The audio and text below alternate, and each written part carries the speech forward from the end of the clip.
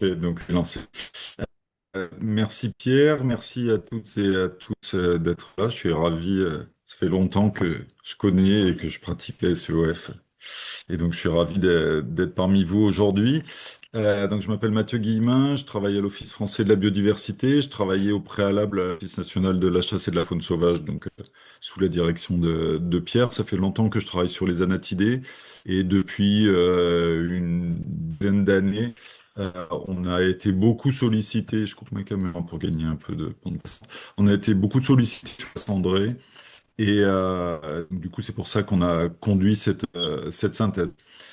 Euh, alors, faut juste que je passe une diapo. Voilà. Euh, L'idée, c'est de parler un peu de ce qui s'est passé au cours des 70 dernières années, on va dire 60. C'est vraiment l'histoire d'un succès complètement inédit en termes de conservation. Tellement intégré que on est passé dans la situation inverse où cette espèce pour laquelle on se faisait du souci aujourd'hui, elle nous cause, ou en tout cas elle cause à certains des soucis et des gros conflits.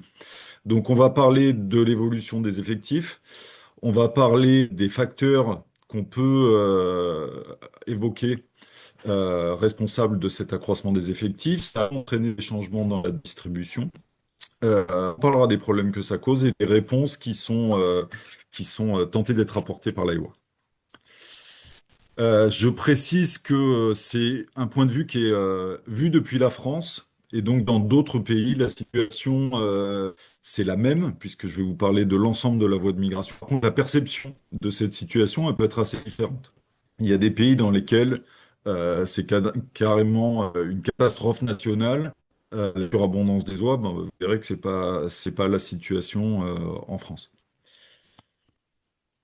Donc là, on parle aujourd'hui de la population nord-ouest-sud-ouest européenne d'oies cendrées. Donc c'est celles qui en gros se reproduisent en Scandinavie et historiquement et hivernée jusqu'en Espagne. Pendant la première conférence sur la conservation des oiseaux d'eau en 63, Luc Hoffmann, donc le fondateur de la Tour de Valas, avait parlé de différentes espèces autour de la Méditerranée, dont l'oie cendrée. Et pour lui, les 5 à 7 000 oies cendrées qui hivernaient à Doñana, c'était l'essentiel de cette population. Donc, au début des années 60, c'est ça qu'il faut garder en tête, on avait voilà, entre 5 et peut-être au maximum 10 000 oies cendrées, et quasiment toutes hivernaient à un seul endroit. Euh,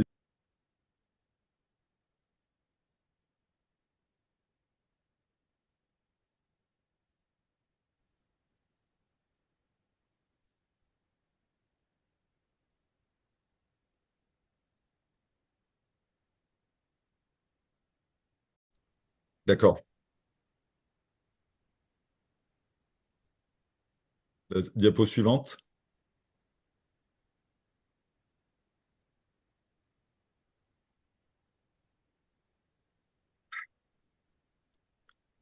Je la passe, mais je sais pas si c'est bizarre. Elle est. Bon, il faudrait peut-être activer la modification là, en Attends, haut. ouais, alors Voilà. attends. Vas-y, Là, la c'était sur cette suivante. diapo que tu étais, je crois. J'étais juste à celle d'après. Alors attends, celle-là, ok, celle-là. Voilà. Alors, Donc, On y va, vas-y. voilà. Donc, ouais, désolé de ces problèmes techniques. Ouais, comme je disais à ceux qui ont entendu, d'habitude, je suis au milieu de la Camargue et ça marche pas trop mal. Et là, je suis en plein Paris, ça marche pas. Donc, si on repart un peu plus en arrière, au début du 19e siècle, Temminck, donc le grand ornithologue, disait déjà que c'était une espèce qui était relativement rare aux Pays-Bas et en France et plutôt présente pendant les migrations. Alors peut-être qu'à l'époque, il savait pas ou il n'avait pas les moyens de savoir qu'il y avait une partie qui hivernait au sud de l'Espagne, à Doñana. Mais donc, a priori, si on fait la biblio, ce que les gens considèrent, c'est que la taille de la population, elle a atteint son minimum à peu près dans les années 30. Et c'est quelque chose qu'on retrouve dans beaucoup de populations d'anatidés en Europe. Il y a eu de la chasse commerciale pendant la fin du 19e, début du 20e, dégradation des habitats dans certains cas. Dans le cas de l'oie cendrée, en fait, une de ses faiblesses, c'est que c'est une oie qui passe toute l'année à des latitudes relativement modérées. Il y a beaucoup d'espèces d'oies qui échappent à la pression humaine. Par exemple, les bernaches cravants, elles vont se reproduire au Taimyr où il n'y a personne. Donc pendant ce temps-là, elles sont à peu près tranquilles. Les oies cendrées, c'est pas le cas. Elles vont pas si haut. Donc elles sont toujours dans des zones peuplées et donc elles ont toujours été exploitées par les humains comme source de nourriture. En plus, c'est une grosse espèce, donc ça valait le coup. Ça faisait pas mal de protéines. C'était une espèce qui était historiquement confinée aux zones côtières durant l'hiver. Donc elle était exposée aux pertes d'habitat dans ces zones-là et à l'expansion humaine le long des côtes, plus ensuite le développement du tourisme, etc. Et c'est en même temps une espèce qui est très contrainte par son système digestif. En fait, il est tout simple, le système digestif du noix cendré, et il est surtout très inefficace. Ce qui fait que ça lui pose des grosses contraintes physiologiques. Si tu peux passer la diapositive suivante, s'il te plaît, Pierre. C'est Voilà. bon? En fait, le problème des oies cendrées, c'est qu'elles n'ont pas un tube digestif aussi efficace que celui d'une vache, avec des bactéries qui peuvent les aider à digérer certaines choses. Les oies cendrées, elles peuvent pas digérer la cellulose, donc les parois des cellules, et donc accéder au contenu qui est riche en énergie de ces cellules de manière efficace. Donc pour compenser ça, elles sont obligées de faire transiter énormément de volume de plantes dans une journée à travers leur tube digestif, puisque pour chaque kilo ingéré, ben, elles récupèrent assez peu d'énergie. Et donc du coup, elles sont obligées de s'alimenter à peu près tout le temps. Bon, je vous épargne un peu les graphiques qui sont là, mais en gros, le temps de passage de particules qu'on ferait ingérer à une oie, c'est quelques dizaines de minutes entre l'ingestion et l'excrétion. Donc c'est vraiment un transit qui est très très très rapide. Et sur le graphique de droite, on voit en fait la quantité des 24 heures qu'une oie cendrée est obligée de s'alimenter pour pouvoir combler ses besoins journaliers. Et c'est plus de 50, enfin c'est presque 50%. Donc ça compte pas marcher entre les périodes d'ingestion, le vol, etc. C'est vraiment à s'alimenter. Donc ça veut dire que elles ont besoin d'une ressource alimentaire qui soit très riche en énergie, et il leur faut aussi des très longues périodes d'alimentation sans être dérangées, de manière à pouvoir acquérir cette énergie et faire transiter suffisamment de volume à travers leur tube digestif. La diapo suivante, s'il te plaît, Pierre. C'est ça les trials. Je suis- Alors, par contre, il s'est passé beaucoup de choses, parce que suite à des constats comme celui de Luc Hoffman au début des années 60, les gens étaient très inquiets vis-à-vis de l'avenir de ces populations. Donc la première chose qui a été faite, c'est que la conservation de ces espèces a été vraiment accrue. Donc à partir des années 60-70, il y a pas mal de mesures de conservation qui ont été mises en place. Dans certains cas, différentes espèces ou populations d'oies ont été protégées. Par exemple, au Royaume-Uni, la bernache nonnette et la cravant, qui étaient un peu dans le même état, sont devenues des espèces non chassables. Dans d'autres pays, il y a une réduction importante de la saison de chasse. Dans certains cas, il y a eu l'introduction d'une saison de chasse, alors qu'avant, elle pouvait être exploitée tout le temps. Juste pour cibler, hein, les chasseurs français, en termes d'efforts pour cette espèce, ils ont réduit quand même d'un tiers la durée de la saison de chasse aux oiseaux d'eau et donc y compris aux oies cendrées dans le sud de la France en moins de 50 ans. Donc c'est vraiment une très grosse différence. Et puis le commerce de ces espèces chassables et donc notamment de l'oie cendrée est devenu interdit dans un certain nombre de pays. Donc ça a éliminé complètement la question de la chasse commerciale. On n'a plus parlé de ça. Donc une conservation réglementaire. En même temps, des aires protégées ont été mises en place. Initialement, elles n'ont pas été uniquement mises en place pour conserver les oies, mais les gens se plaignaient du fait que dès qu'il y avait une vague de froid, ça poussait tous les oiseaux d'eau du nord de l'Europe vers le sud de l'Europe, où ils étaient chassés avec une très très grande intensité, donc très gros taux de mortalité. Donc des réserves ont été créées et les oies cendrées en ont beaucoup profité. Et on voit très bien hein, qu'il y a une redistribution massive de ces oiseaux, d'eau en général, mais y compris les oies, qui étaient avant dans des milieux naturels côtiers et qui se sont reportés vers ces aires protégées. Et puis, le dernier élément en termes de conservation, c'est que dans certains endroits, il y a eu des programmes de réintroduction des oies cendrées. Alors, évidemment, aujourd'hui, ça ferait hurler les agriculteurs hollandais, hein, mais dans les années 50 à 70, on va dire, il y a eu différents programmes de réintroduction, y compris dans différents endroits en France. On peut penser au Tech, on peut penser au Marcanterre, mais il y en a eu d'autres, notamment en Suède. Pendant un moment, l'essentiel des oies qui étaient vues, des oies cendrées qui étaient vues marquées de colliers au lac du Der, elles provenaient d'une seule zone de lâcher qui avait été réalisée en Suède. Diapo suivante.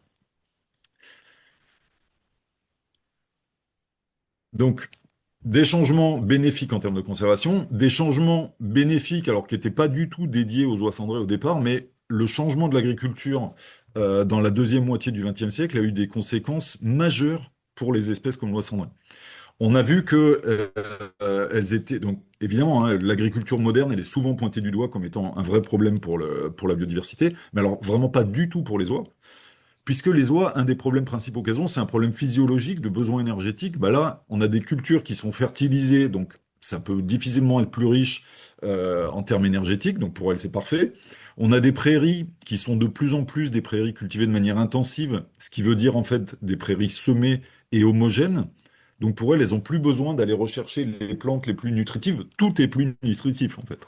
Et donc du coup, elles ont des quantités de ressources alimentaires qui sont immenses avec une capacité ou une facilité à les utiliser qui est très grande. Et puis enfin, le remembrement, qui est si dramatique pour plein d'espèces, tourterelles des bois, etc. Pour des espèces comme les oies, qui sont très stressées et qui en même temps ont besoin de longtemps d'alimentation sans s'interrompre, bon ben là, on enlève tous les obstacles à la vision, elles arrivent à voir à 10 km dans la plaine, s'il y a le moindre risque, elles le sauront, elles n'ont pas besoin de s'interrompre toutes les 5 minutes pour surveiller, ou toutes les 30 secondes pour surveiller ce qui se passe autour. Donc non seulement on leur a donné une ressource alimentaire très abondante, mais en plus on leur a facilité la capacité à l'ingérer. Donc tout bénef. Diapo suivante, s'il te plaît. L'autre chose qui a beaucoup bénéficié à ces espèces, c'est le changement climatique. Donc là encore, je ne vous refais pas le topo sur le problème du changement climatique pour la biodive, mais pour les oies, puisque ce sont des espèces qui sont stressées énergétiquement, si on augmente la température, notamment en hiver, bon, bah, on enlève un stress physiologique, elles ont besoin de moins d'énergie pour thermoréguler, et donc du coup, ça réduit leurs besoins, ça facilite leur vie. En plus, ça permet de cultiver des choses qui leur sont profitables de plus en plus au nord, y compris dans des zones qui avant étaient couvertes de neige pendant plusieurs mois dans l'année. Maintenant, elles sont, non seulement il n'y a plus de neige, mais en plus on peut les cultiver avec des prairies. Donc là, pour les oies, c'est tout bénef. Et la dernière chose, c'est que tout ça leur évite de devoir migrer pour fuir les conditions glaciales en hiver. Et donc, du coup, elles n'ont plus besoin, on va le voir, de migrer autant qu'avant. Et ça fait autant d'énergie perdue, entre guillemets, en vol, qu'elles n'ont plus besoin de dépenser. Et donc, ça aussi, c'est un gros bénéfice. Diapo suivant. Et donc tout ça, bah évidemment, bout à bout, puisque tous les feux, toutes les planètes se sont alignées, tous les feux étaient au vert, la population a énormément augmenté. Alors évidemment, beaucoup plus que ce que les gens avaient envisagé au départ, hein. Je vous rappelle, au début des années 60, entre 5 et 7 000 individus, on est arrivé vers 2012 à environ 1 million d'oies cendrées en France. Donc là, vous avez les années en abscisse. Donc les deux courbes, c'est avec ou sans l'Espagne, parce que pendant un moment, on avait du mal à récupérer les données espagnoles. Bon, vous voyez que sur les dernières années, ça s'est beaucoup amélioré. Donc le maximum a été atteint vers 2012 et depuis ça s'est stabilisé, mais stabilisé à des niveaux qui sont très très élevés. On parle d'une population qui est de l'ordre de 900 000 individus, alors qu'on était à 5 à 7 000 il y a 60 ans. Donc c'est vraiment énorme. En fait, le taux d'accroissement moyen, il a été d'à peu près 8,5%. C'est le plus fort taux pour toutes les populations d'oies, quelles que soient les espèces, n'importe où dans l'hémisphère nord, connu dans l'histoire. On n'a aucun équivalent. Il n'y a aucune espèce d'oie qui a augmenté autant sur une période aussi courte. Diapo suivant.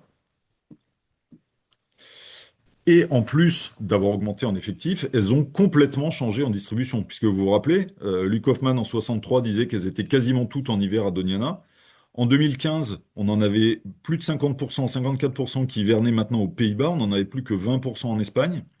Et en 2025, quand on avait commencé à préparer ça, c'était un changement qui était encore à l'œuvre. Et en fait, le comportement migratoire de l'oie cendrée, il est en train de disparaître. On a quelques oiseaux qui continuent à bouger, en gros, entre la Scandinavie et une aire d'hivernage qui est centrée sur les Pays-Bas, un petit peu la Belgique, etc. Et le nombre qui va jusqu'en Espagne et qui éventuellement s'arrête en France ou survole la France, ça devient vraiment epsilon. On parle de, cette fois-ci, à nouveau, 5 à 10 000 qui hivernent en Espagne, mais c'est 5 à 10 000 dans une population de 900 000. Donc il y en a quasiment plus qui continuent à migrer aussi loin. Diapo suivant. Alors évidemment, c'est une telle augmentation d'effectifs, ça passe pas inaperçu dans le paysage, et ça va, le fait qu'elle se reporte de plus en plus vers les zones agricoles, bah, évidemment, ça crée des problèmes. Au départ, c'était plutôt vu comme une solution, les premiers gestionnaires publiaient des papiers disant, bah tiens, si les oies, au lieu d'aller dans les marais naturels où c'est difficile de s'alimenter, on leur fournissait des zones avec des plantes qui leur conviennent, qui seraient fertilisées, ça serait sûrement bénéfique pour elles. Bah oui. Sauf que petit à petit, on voit que quand on regarde les titres des publications, bon, évidemment, j'en ai mis que quelques-unes ici, dès le milieu des années 70, on a le terme conflit qui apparaît dans les titres. Et ensuite, rapidement, on a des ouvrages entiers, des congrès entiers, des webinaires entiers qui traitent de ce problème des dégâts agricoles. Diapo suivante. Euh, Parce que bah, ce problème de dégâts agricoles, c'est pas un petit problème. Alors, je suis désolé de cette illustration qui est en hollandais. Il y en a peut-être parmi vous qui parlent le hollandais. Mais j'ai trouvé qu'elle était très parlante. Donc, le premier graphique en haut à droite en gris, c'est le top 10 des espèces qui causent le plus de dégâts agricoles aux Pays-Bas. Alors, je crois que c'est en 2023. La première espèce, c'est l'oie cendrée. Et donc, c'est pas toutes les oies en général, c'est uniquement l'oie cendrée. Et le coût des dégâts estimés par cette espèce aux Pays-Bas cette année-là, c'était 27 millions et demi d'euros. Donc, c'est quand même pas une paille. Si on regarde dans le graphique du bas, l'essentiel des dégâts causés par la faune sauvage de manière générale dans les cultures aux Pays-Bas, les premiers habitats qui sont dégradés, ce sont les prairies, donc 43 millions d'euros. Et si on regarde le graphique qui est en haut à gauche, ben on voit donc qui est le montant payé aux agriculteurs en compensation depuis 2014. Et donc évidemment, ça avait déjà augmenté avant. On voit qu'il est sur une courbe qui est quasiment exponentielle, quoi. Donc là, il y a un vrai souci. Différentes méthodes de lutte ou de mitigation ont été mises en place. Alors dans certains cas, on a autour des zones où les oiseaux se remisent des parcelles sacrifiées. Donc en fait, les agriculteurs sont financés pour faire pousser des choses qui sont attractives pour les oies de manière à ce qu'elles aillent spécifiquement là et pas causer des dégâts ailleurs. Et donc ils sont indemnisés pour ça. Dans d'autres cas, sont simplement compenser les pertes, quelles que soient les cultures. On encourage les gens à ne pas cultiver des cultures de grande valeur à côté des zones où sont les oies. Il y a un certain nombre de programmes d'effarouchement qui sont mis en place, mais les oies, c'est quand même assez malin, et donc les processus d'effarouchement sont en général pas très efficaces, ou en tout cas pas très efficaces longtemps, donc pas très longtemps. Le principal, c'est une volonté de réduire les populations pour réduire les problèmes, et donc ça passe par des destructions, donc destruction, mise à mort d'animaux. Diapositive suivante. Et donc ça se rajoute, donc ces problèmes agricoles, ils se rajoutent à d'autres problèmes identifiés. L'oie cendrée, ça fait partie des oiseaux qui sont les réservoirs naturels du virus de l'influenza aviaire, la grippe aviaire. Et donc il y a une grosse inquiétude de la part des éleveurs de volailles ou de la filière volaille vis-à-vis des oiseaux d'eau en général, mais parfois particulièrement des oies. Vous savez qu'en fait, selon les années, selon les souches de virus, c'est une espèce plutôt qu'une autre qui est le plus touchée. Pendant l'épisode de juin à septembre 2022 qui avait été vraiment sévère en Europe, l'oie cendrée, c'était l'espèce sauvage la plus touchée et donc la plus vectrice. Le deuxième type de problème, c'est la sécurité aérienne. Donc là, c'est pas uniquement les oies cendrées, mais les oies cendrées, ça fait quand même partie des plus grosses espèces. Évidemment, un Airbus qui avale une oie ou plusieurs oies dans ses réacteurs, ça cause des très gros problèmes. Même si l'avion va pas s'écraser, ça coûte extrêmement cher ensuite pour réparer les réacteurs. Si vous vous souvenez de l'avion qui s'était crashé, enfin qui s'était posé dans l'Hudson, donc sur la rivière aux États-Unis, c'est parce qu'en fait, il avait avalé un groupe d'oies. Alors là, c'était des bernaches du Canada. Mais sur les aéroports européens, là, on a mis l'aéroport de Schiphol, je crois, aux Pays-Bas. Euh, on a de plus en plus, donc chaque colonne est une année, des strikes, donc des collisions avec des oies. Et donc, ce qui est en gris foncé, c'est des oies cendrées. On voit que assez régulièrement, on a des collisions entre des avions de ligne et des oies cendrées. Et ça, c'est uniquement sur un aéroport. Donc, si on a ne serait-ce qu'une collision par an en moyenne sur un aéroport, compte tenu du nombre d'aéroports et du nombre d'oies cendrées, ça fait potentiellement un vrai problème et un vrai problème de sécurité. Et enfin, le dernier type de problème dont se plaignent plutôt les voisins des zones où il y a des oies, c'est des problèmes de salissure et de nuisance, donc les crottes d'oies dans les zones de baignade, sur les golfs, etc. Donc ça pose des questions sanitaires. Dans certains cas, la baignade a été interdite dans des bases de loisirs du fait de bactéries ou d'autres pathogènes qui étaient transmis notamment par les oies, pas que les oies cendrées. Et puis dans certains cas, les oies nicheuses, enfin il y en a peut-être parmi vous qui se sont fait courser par des oies de ferme. Bon ben les oies sauvages, elles font la même chose. Quand elles ont des oisons, si elles sont dans un jardin public et qu'on s'approche trop près, elles sont vraiment agressives, donc ça fait peur aux gens, ils sont pas contents.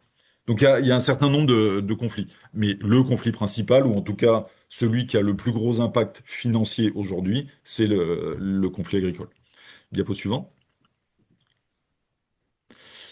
Alors, qu'est-ce qui a été décidé? Ben, donc, c'est de réduire la taille de la population, et ça se fait en combinant en général la promotion de l'activité cinégétique dans les pays où elle est autorisée, c'est pas toujours le cas, c'est pas partout le cas, et en plus des destructions administratives. Là, on voit chaque année le nombre d'oies qui ont été déclarées détruites ou tuées. Les différentes colonnes, les différentes couleurs représentent les différents pays. Donc la France, c'est le vert clair, donc qui est le quatrième pays en partant du haut. On voit que de toute façon, la plupart des mortalités déclarées sont donc indiquées en bleu clair. C'est les Pays-Bas, donc c'est un pays dans lequel la chasse de l'oie cendrée n'est pas autorisée. Donc c'est uniquement des destructions administratives, et on parle de 250 000 oiseaux par an à peu près, quoi. En tout, c'est de l'ordre de 400 à 450 000. Diapo suivante. Diapo suivante, Pierre, s'il te plaît. Oui, voilà. Et donc ça, bah, ce processus, enfin cette méthode de résoudre le problème, elle-même engendre de nouveaux problèmes, puisque beaucoup de gens s'insurgent contre le fait de détruire les oies. Donc vous avez tous entendu parler du gazage des oies aux Pays-Bas. Les gens trouvent que c'est pas une bonne idée de détruire des animaux sauvages, c'est pas une bonne idée de détruire en si grand nombre des oiseaux sauvages, c'est pas une bonne idée de détruire par gazage des animaux, puisque ça, dans l'imaginaire collectif, compte tenu de l'histoire de l'Europe, évidemment, ça a des résonances fâcheuses. Là, quand on parle de gazage, on parle de gazage au CO2, et le gazage au CO2, c'est aussi ce qui est pratiqué dans certains abattoirs avicoles pour étourdir les animaux. Donc, c'est les animaux qui sont gazés au CO2, ils peuvent néanmoins, donc ils sont ensuite tués par différentes manières, souvent par un choc, et ensuite ils rentrent dans la filière alimentaire humaine. C'est pas des animaux qui ensuite sont jetés à la poubelle ou ce genre de choses-là, quoi. Mais malgré tout, évidemment, on peut comprendre l'émoi que ça cause, surtout quand on parle de 400 ou 450 000 individus, rien qu'en Europe de l'Ouest. Diapo suivante. Alors ça, c'est ce que je viens de vous décrire, c'est ce qui se passe à l'échelle européenne. Si on fait un focus sur la France, alors là, c'est encore plus exacerbé, puisque les effectifs hivernants en France dans les années 60 à 70, c'était quasiment rien. Euh, Dans la première synthèse des recensements de la mi-janvier, donc qui à l'époque était fait par le BIRS, le Bureau international de recherche sur la sauvagine, qui a été publié en 79 par Emery, pas tout seul. En gros, en moyenne, dans les années 70, il y avait 65 oies cendrées qui hivernaient en France. Pour donner un ordre de grandeur, à la même époque, il y avait presque 2000 oies des moissons en France. Donc le rapport des effectifs avait rien à voir avec ce qu'il est aujourd'hui. Donc on voit, hein, sur la courbe sur le graphique de gauche où étaient situées ces zones. Ben, voilà, on retrouve le lac du Der, on retrouve la baie d'Aiguillon, enfin voilà, ce genre d'endroit. Diapo suivante. Qu'est-ce qui s'est passé en termes d'effectifs? Ben, il s'est passé la même chose qu'à l'échelle européenne. Donc, en partant de quasiment zéro dans les années 60, on a augmenté jusqu'à à nouveau, pareil, un pic à peu près en 2010-2012. Euh, Bon, c'était un pic qui était quand même pas du tout du même ordre de grandeur que précédemment. Alors, j'ai plus le chiffre en tête, mais je crois qu'en 2012, on avait quelque chose comme 20 ou 22 000 oies cendrées en France. En tout cas, ce qui est sûr, c'est que sur le long terme, on a une très forte augmentation. Depuis entre 80 et 2024, on a une augmentation à nouveau de presque 8%. Par contre, on voit que sur le court terme, depuis 10 ans, là, on a au contraire un déclin, et qui est un déclin marqué, c'est un déclin de 3% par an. Donc 3% par an, si on avait ça comme ponction sur nos économies, on s'en rend compte, quoi. Et on voit bien sur la courbe que c'est vraiment un déclin très très très rapide. Il y a un certain nombre d'auteurs qui, depuis assez longtemps, se sont posé la question de pourquoi il y avait si peu d'oies cendrées en France, puisque à un moment de l'augmentation des effectifs, quand même, il y avait des très très gros effectifs en Espagne. On avait de l'ordre de 150 000 Oissandrais qui allaient hiverner en Espagne, et puis à cette époque-là, peut-être 10 ou 12 000 en France, quoi. Et donc pour beaucoup d'auteurs, c'était une pression de chasse importante en France qui faisait qu'en fait les oiseaux ne s'arrêtaient pas là. Et ils poussaient jusqu'en Espagne, et il y avait un faible hivernage en France. Parmi les arguments qu'ils avançaient pour appuyer ça, il y avait le constat que bah, il y avait plus d'oies cendrées en fait observées à la remontée au printemps, quand ça avait lieu après la fermeture de la chasse. Donc quand elles étaient plus tranquilles, il y avait quand même un certain nombre d'oies qui s'arrêtaient en France au retour, alors que à la descente pendant la saison de chasse, il y en avait très peu. Diapo suivante. Donc ça, c'est la tendance française. Diapo suivante. Ça, c'est la tendance remise à une même échelle standardisée à l'échelle européenne. Donc on voit que la période de croissance, on a eu la même croissance à peu près en proportion, hein, en France et en Europe. Par contre, diapo suivante, on voit qu'il s'est passé quelque chose là. Sur les 10 dernières années, en gros, ça s'est stabilisé à des niveaux élevés en Europe. Et c'est pas du tout le cas de la France, où on voit qu'on a eu ce déclin très marqué. Diapo suivante. Là, pour essayer d'expliquer ça, en fait, il faut réaliser que, contrairement à ce qu'on pense ou ce qui est publié, si on prend l'atlas des populations d'anatidés, donc de Scott et Rose, là, qui avait été publié par Wetlands, on voit sur cette carte là les différentes voies de migration de l'oie cendrée, et pour eux, bah, toute la France, en gros, appartient à cette population nord-ouest-sud-ouest européenne, donc des oies qui nichent en Scandinavie, pas en Finlande, hein, en Scandinavie plus insulaire, hein, Norvège et Suède, et allant jusque en Espagne. Et puis, à côté, on aurait une population centrale européenne. Diapo suivante. En fait, quand on a vu commencer à augmenter les effectifs en Camargue, parce qu'ils ont augmenté un peu pareil que partout ailleurs, on a commencé à observer des oies avec des colliers. Et ces oies avec des colliers, c'était un peu bizarre parce que finalement, elles avaient des colliers qui provenaient de pays qui étaient plutôt de la voie centrale européenne. On avait des colliers tchèques, on avait des colliers polonais, on avait des colliers allemands, plutôt partie est de l'Allemagne. Donc ce qu'on a fait, c'est qu'on a collecté des ailes auprès des chasseurs et on a fait des analyses d'isotopes, donc des analyses de la structure des atomes, sachant que une fois que la plume a poussé, elle va garder cette même structure des atomes et elle va garder la signature de l'origine géographique où a eu lieu cette mue. Et chez les oies, là où a lieu la mue, c'est soit la zone de naissance de l'individu, soit sa zone de reproduction. Et quand on fait ça, ben, et qu'on fait une carte avec plus c'est bleu, plus la probabilité d'origine à cet endroit-là est grande, ben, on se rend compte que les oies de Camargue, elles ont une probabilité d'origine qui est plutôt centrée sur la République tchèque, le nord de la Pologne, un petit peu le sud de la Baltique, éventuellement le Royaume-Uni, sauf qu'en fait, ces oies du Royaume-Uni, c'est des oies qui sont, c'est pas du tout celles qui viennent sur le continent, éventuellement, elles échangent un peu avec l'Islande. Donc ça, c'est un artefact mathématique. Mais donc, clairement, on a la démonstration que les oies camarguaises, en fait, c'est pas des oies qui appartiennent à la population nord-ouest, sud-ouest européenne, elles appartiennent à la population centrale européenne. Diapo suivante. Et en fait, dans cette population centrale européenne, bah, il s'est passé un peu la même chose que partout, c'est-à-dire que les effectifs ont augmenté, mais la distance de migration a changé. En fait, ces oiseaux, historiquement, ils allaient presque tous hiverner à Ischgl, en Tunisie. Et puis, on a eu ce phénomène qui s'appelle le short stopping, donc une réduction graduelle de la distance de migration. Et donc, en fait, ce pic d'effectifs en Camargue qu'on observe jusque 2010, on pense qu'il correspond à la période pendant laquelle les oies historiquement d'Ischgl se sont mis à raccourcir leur voie de migration et à ne venir que en Camargue, et donc on en a de plus en plus.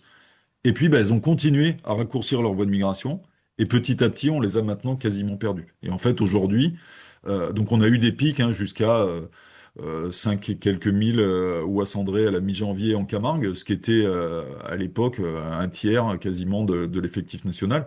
Aujourd'hui, on en a quelques centaines. Donc elles ont quasiment disparu de Camargue, et c'est probablement ce déclin des oies camarguaises qui explique en fait le déclin qu'on observe à l'échelle nationale totale. Si on avait toujours considéré que les oies de la population nord-ouest, sud-ouest européenne pour la France, c'est-à-dire si on avait exclu la Camargue des comptages, on aurait probablement une stabilité comme on l'observe à l'échelle européenne. Diapo suivante.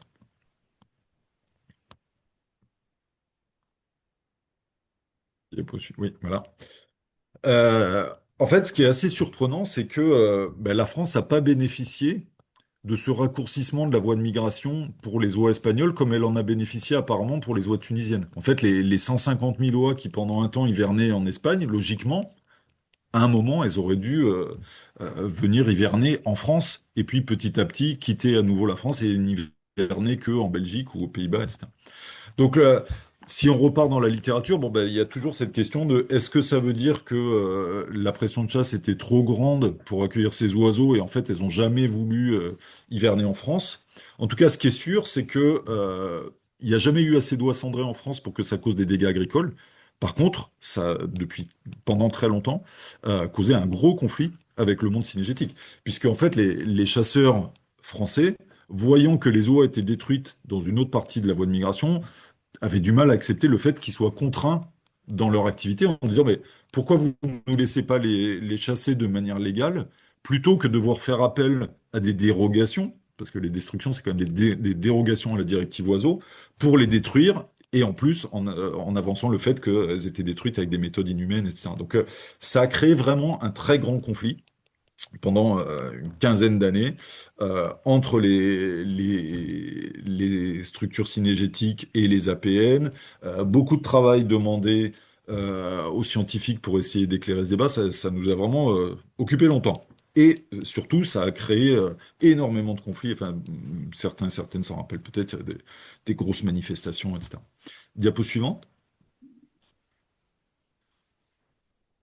Donc, suite à ça, pour essayer de résoudre ce conflit, les pouvoirs publics s'en sont emparés pour essayer de lancer un peu un état des lieux, une étude. Alors, ce qui est clair, c'est que la saison de chasse des oies, elle a effectivement été raccourcie.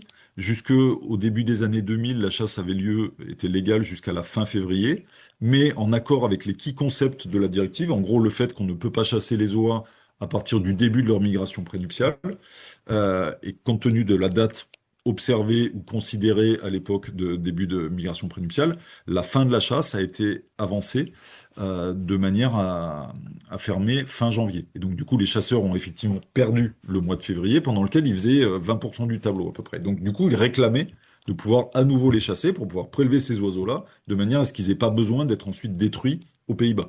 Donc, il y a une mission parlementaire qui avait été lancée. Donc là, vous voyez, hein, avec les politiques, les agriculteurs, évidemment la presse qui filmait tout ça.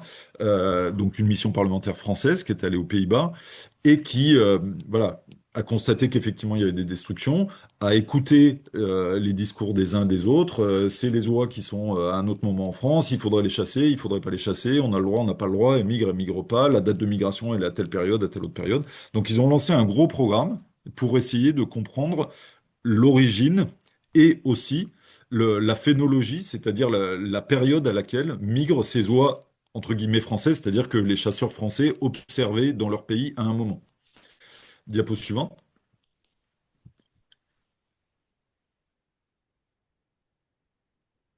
Donc ce travail, il a conduit, donc il a mobilisé beaucoup de gens hein, issus de l'ONCFS, de fédérations. On a travaillé sur les key concepts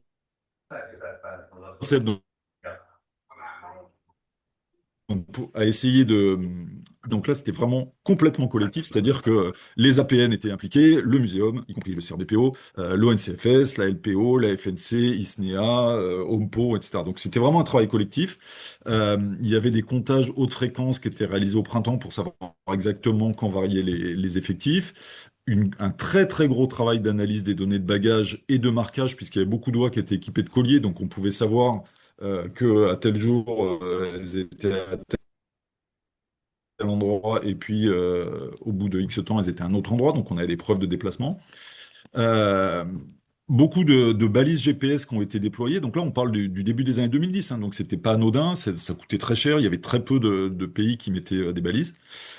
Tout ça nous a permis collectivement de déterminer la date de migration prénuptiale et de confirmer collectivement, encore, je le dis, hein, que c'est bien au tout début du mois de février, voire même à la toute fin du mois de janvier, que débute la migration prénuptiale des oies, et que donc c'était logique que la chasse ferme à ce moment-là. Donc je précise, hein, collectivement, c'est-à-dire que on a travaillé tous ensemble. Ça ne veut pas dire qu'il y avait un consensus. Les partis qui n'étaient pas d'accord avaient le droit de dire, OK, la France a conclu que c'était ça parce que la majorité, c'était ça, mais nous, on pense autrement. Donc tout ça a été fait de manière très transparente et vous pouvez le retrouver si vous le souhaitez. L'autre chose qui a été faite, qui est la plus convaincante, je trouve, c'est une analyse des observations d'eau avec des colliers aux Pays-Bas et d'essayer de savoir d'où provenaient les oies qui étaient observées à n'importe quel moment de l'année aux Pays-Bas. Donc là, c'est le graphique que vous avez à droite, donc qui commence au mois d'août d'une année et qui va jusqu'à la fin du mois de juillet de l'année d'après. Et vous avez ensuite la probabilité de provenir de l'un ou de l'autre pays. Donc on voit qu'en fait, le premier pic qu'on observe au mois d'octobre, eh bien, c'est un pic d'oies qui proviennent de Norvège. Donc c'est les oies norvégiennes qui sont les premières à passer aux Pays-Bas, mais on voit que ça fait vraiment un pic. Elles sont très nombreuses à un moment et ensuite cet effectif diminue très fortement. C'est vraiment juste un pic migratoire. On voit ensuite que si on regarde le mois novembre, au mois de novembre, on a surtout ces nicheuses migratrices de Suède qui passent aux Pays-Bas. Et puis ensuite, ce qu'on voit, c'est qu'on a en fait une probabilité à peu près constante de provenir des Pays-Bas. C'est assez logique. En fait, les oies des Pays-Bas, qui sont pour beaucoup maintenant des oies sédentaires, résidentes, elles sont toujours là avec la même probabilité. Et en fait, si on regarde ce qui se passe pendant la période durant laquelle ont lieu les destructions aux Pays-Bas, donc qui sont en gros la période de mue, hein, c'est les oiseaux qui sont poussés vers des corals pendant qu'ils peuvent pas voler parce que soit les jeunes n'ont pas encore poussé leurs ailes, soit les adultes sont en train de muer. Et on se rend compte que à cette période-là, l'essentiel des oies qui sont détruites, ce sont des oies hollandaises, ce sont des oies résidentes. Et en fait, les oies migratrices nicheuses de Scandinavie, donc les norvégiennes ou les suédoises, ben à ce moment-là, c'est logique. En fait, elles sont en train de muer elles-mêmes, mais dans leur zone de reproduction qui sont en Scandinavie. Et donc, en fait, les oies qui sont détruites aux Pays-Bas, ben, c'est des oies qui sont quasiment toute l'année aux Pays-Bas. Et les oies que les Français ou les chasseurs français voient passer en migration au mois de février, ce ne sont pas celles qui sont détruites vers le mois de juin aux Pays-Bas. Ces oies-là, à ce moment-là, elles sont en Scandinavie en train de se reproduire. Donc ça a permis quand même de vraiment éclairer le débat et de dire, bah, non, en fait, rallonger la période de chasse des oies cendrées en février, ça ne contribue pas à réduire les destructions aux Pays-Bas, puisque les destructions aux Pays-Bas ne concernent que des oies qui sont résidentes dans ce pays. Diapo suivante.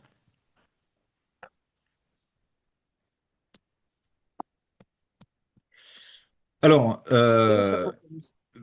Les oies. néanmoins, la France, ça continue à beaucoup, enfin, c'est beaucoup investi hein, dans cette espèce, y compris le monde cynégétique fédéral, hein, qui a mis pas mal d'argent à une période, pour justement soutenir les activités de gestion. Ah oui, c'est vrai. Madame Je Mars, m'excuse. on vous entend parler. Je m'excuse. Donc pour soutenir la mise en place de la gestion adaptative des eaux. Dans l'idée que ça devrait permettre de changer les règles pour éventuellement rallonger la saison de chasse de manière à contribuer à la diminution de la taille de population. Donc c'est en France qu'a été initiée en 2016 cette plateforme de gestion des oies internationale de l'AEWA. Et ensuite a été rédigé un plan de gestion international qui a été financé très largement par la France et qui avait été rédigé par ROMPO à l'époque. Diapo suivante. Donc je rentre pas dans le détail, mais donc depuis, cette plateforme, elle se réunit tous les ans. Donc là, vous avez chaque année le lieu de la réunion. Et elle travaille donc sur un certain nombre d'espèces et de populations d'oies. Donc l'oie cendrée de la population nord-ouest, sud-ouest européenne n'est qu'un des cas étudiés. Mais ce qu'a fait la plateforme pour cette population, bah, c'est donc de rédiger un plan de gestion international, donc qui a permis de faire un état des lieux de la situation, des problèmes qu'elle cause, etc. Donc Thibaut Paolny était le rédacteur. Ensuite, le travail collectif a conduit à distinguer deux unités de gestion distinctes. Donc, une unité de gestion résidente, donc celles qui sont aux Pays-Bas toute l'année, et une unité migratrice qui était historiquement donc celle qui se reproduisait en Scandinavie et qui allait migrer jusqu'en Espagne et donc pour partie survoler ou hiverner en France. Et maintenant, pour la plupart, s'arrête en gros aux Pays-Bas. Des valeurs de référence, donc des seuils minimums de taille de population pour maintenir la conservation ont été définis. Un programme de gestion adaptative a été mis en place. Ce programme, il repose sur différents modèles démographique qui existe. Je le dis parce que des fois, on entend des rumeurs disant la plateforme, finalement, elle n'a rien fait. En fait, la plateforme, elle a fait vraiment beaucoup de choses. Elle a défini des cibles, collectivement, donc tous les États membres et les parties observatrices, donc par exemple BirdLife ou la FAS, ont contribué à définir, dans la voie de migration migratrice, dans l'unité de gestion migratrice, l'objectif c'est de n'avoir que 70 000, en fait c'est des couples, c'est pas des individus, et dans l'autre 80 000 chez les résidents, donc on en est loin hein, aujourd'hui. Donc ça voulait dire en gros réduire la population d'à peu près 15% en 10 ans, et donc en gros actuellement l'idée de pouvoir augmenter les prélèvements jusqu'à 40% dans les différents pays concernés, prélèvements synégétiques, hein, je parle. Et en complément, s'il y a besoin, faire appel à des dérogations pour continuer à réduire la taille de pop. Le modèle démographique, il existe. En fait, le problème qu'on a aujourd'hui pour réellement faire tourner un modèle démographique pour faire de la gestion adaptative, c'est que les données sont complètement aberrantes. Donc, je vous ai dit, on a une taille de population d'à peu près 900 000 individus. Et d'après les déclarations des prélèvements synégétiques plus les destructions, on est à 450 000. Et en fait, dans une espèce longévive comme l'oie cendrée, c'est pas possible démographiquement d'en prélever chaque année la moitié et que malgré ça, la population ne s'effondre pas. Donc, on pense que peut-être les comptages sous-estiment les effectifs, mais ça semble assez peu probable parce que la couverture des comptages elle est quand même vraiment très grande. Et pendant la période des comptages, les oies, elles sont pas dispersées partout au Sahel ou je ne sais où. Elles sont en Europe de l'Ouest où c'est relativement facile de les compter. Par contre, ce qu'on pense, c'est que les déclarations, pas synégétiques, mais les déclarations de destruction sont probablement surestimées. Et en fait, on a quelques éléments de preuve parce que dans certains cas aux Pays-Bas, par exemple, les gens déclarent le nombre d'oies qui posent problème. Donc, par exemple, un agriculteur va déclarer, j'ai 150 oies qui posent problème dans mon champ. Du coup, ça lui donne droit à faire appel à des personnes qui vont venir, par exemple, les tirer avec des fusils ou essayer de les attraper pour les euthanasier. Mais en fait, ça ne dit pas combien ont été réellement tués.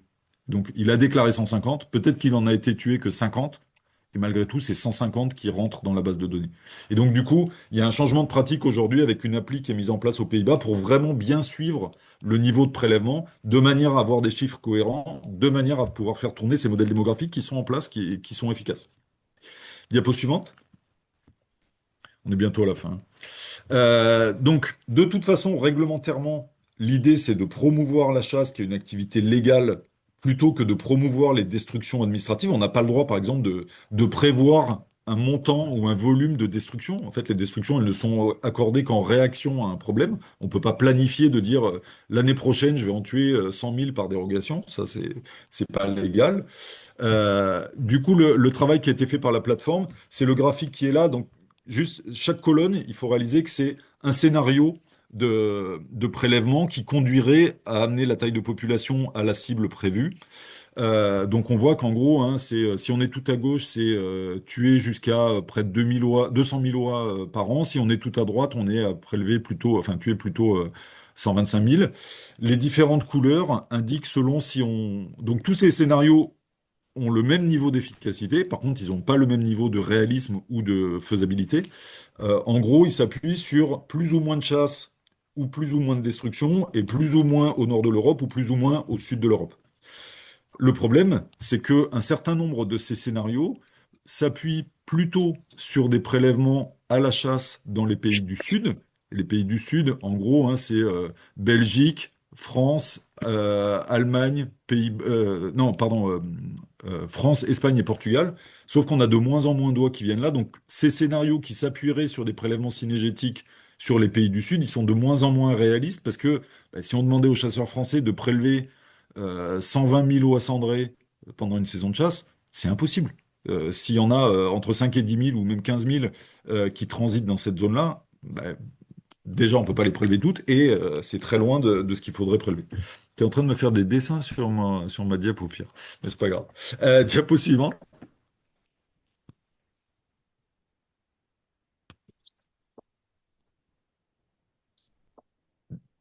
Diapo suivante, Pierre, si tu peux. Voilà.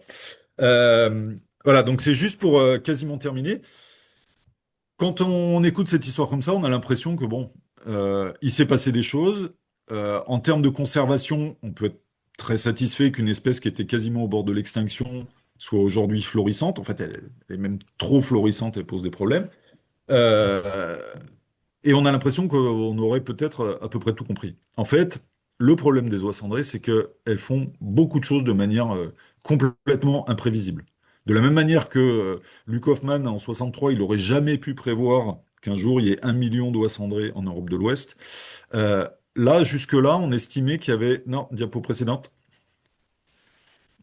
On estimait qu'il y avait en France à peu près 220 couples. La dernière enquête LIMAT sur les anatidés limicoles-nicheurs qu'on a initiée donc au FBLPO suggère qu'il y aurait plutôt 2500 couples en France. Donc rien à voir avec ce qu'on croyait. Rien que dans l'estuaire de la Loire, par exemple, il y a probablement plus de 200 couples, rien qu'à cet endroit-là, alors qu'on croyait qu'il y en avait à peu près 200 à l'échelle nationale. Donc il y a beaucoup de noyaux comme ça d'oiseaux nicheurs qui sont développés. euh, et c'est vraiment complètement imprévu. Et en plus, si on regarde ce que font ces oiseaux, donc là, merci à la Fédération des chasseurs de Loire-Atlantique qui m'a passé les données. Dans l'estuaire de la Loire, ils posent des balises sur ces oies qui nichent là. Tout le monde aurait cru que c'était des oiseaux qui étaient plus ou moins sédentaires, c'est ce qu'on s'attend. En fait, on pense, la première idée serait que ça serait ce noyau résident des Pays-Bas qui serait en train de s'étendre à l'échelle européenne. Et en fait, bah, en tout cas, elles sont pas si immobiles que ça, puisque si on leur met des balises, en fait, ces oies, elles se reproduisent là, et ensuite elles vont migrer vers le nord, dans le courant du printemps, pour aller muer aux Pays-Bas. Et donc, du coup, bon, c'est évidemment pas dans la direction auquel on pensait. On pensait que soit elles mûraient sur place, soit éventuellement elles iraient plutôt vers le sud à cette période-là, mais pas du tout vers le nord. Et là, pour le coup, ces oies-là, elles vont se retrouver aux Pays-Bas pendant la période durant laquelle ont lieu les destructions, puisque les destructions, elles ont lieu pendant la période de mue des oies. Donc, tout ça pour dire que bah, avec cette espèce-là, on n'est peut-être pas sorti de l'auberge. C'est assez difficile de prévoir ce qui va se passer. Et juste, dernière diapo, un petit peu d'autopromo. L'ensemble de ce que je vous ai présenté aujourd'hui, vous pouvez le retrouver dans un ouvrage qui a été publié chez Quae. Donc vous pouvez le trouver dans les bonnes librairies, alors vraiment dans les bonnes, hein. Il est pas très largement diffusé en version papier, mais vous pouvez le trouver ou vous pouvez le commander évidemment. Et sinon, vous pouvez le télécharger gratuitement sur le site de Quae. Donc l'adresse est là, donc le PDF est téléchargeable gratuitement. Voilà, je vous remercie et je suis navré des problèmes de connexion qu'il y a eu au début et puis un petit peu pendant. Je pense qu'il y a eu des fois où c'était un peu compliqué. Je remets ma caméra et je serai ravi de répondre à quelques questions.